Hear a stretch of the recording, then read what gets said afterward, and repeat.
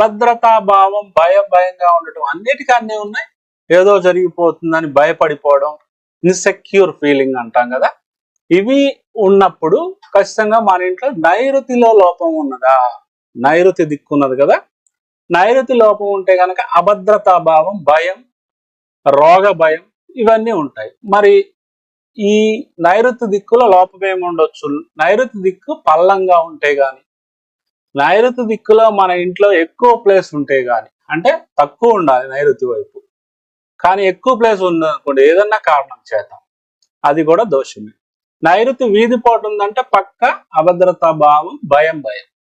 మరి నైరుతిలో గుంటలు ఏమైనా తీసామా అంటే గొయ్యిలు తవ్వామా, అది అభద్రతా భావమే కాదు, రోగ భయమే కాదు, మరణ భయం కూడా కలిగిస్తుంది.